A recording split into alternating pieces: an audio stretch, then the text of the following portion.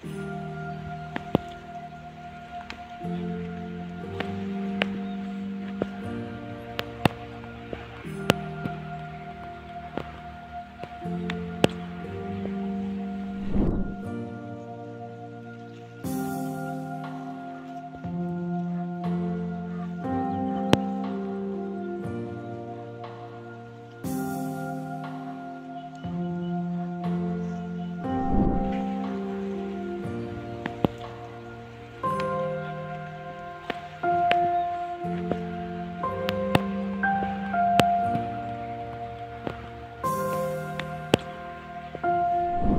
कुरळपगावचा शेतकरी प्रकाश सूर्यवंशी।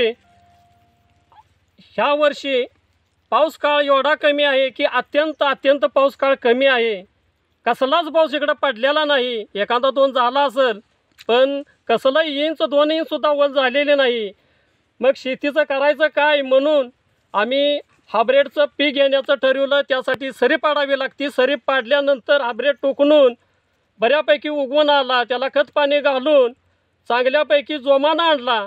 कणस भरायच्या अवस्थेत आल्यानंतर पक्ष्यांनी त्याचा फडशा पाडायला चालू केला। हे लक्षात आल्यानंतर आम्ही त्याचं संरक्षण कसं करायचं, त्याचा बंदोबस्त कसा करायचा, आपल्याला ही पीक कसं ताब्यात मिळेल ही या काळजीनं आम्ही कॅरी बॅगा याला पिशव्या त्या कणसांना घालायचं ठरवलं। ती सुद्धा खर्चिक बाब आहे, हे आम्ही डोकं चालवून केलं। परंतु आज कॅरी बॅगा पिशव्या फाडून आतील कणस जी आहेत ती पूर्णपणे खाऊन पक्ष्यांनी टाकलेलं आहे। त्याचा फडशा पाडलेला आहे, नुसती कणसं मोकळी आहेत।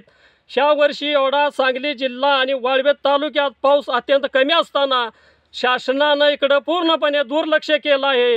हे कसलाही दुष्काळ जाहीर करायचं नाव नाही केला नाही। ही सगळ्यात वाईट परिस्थिती आहे वाळवे तालुक्याची। याचं गांभीर्याने लक्षात घेणं गरजेचं आहे।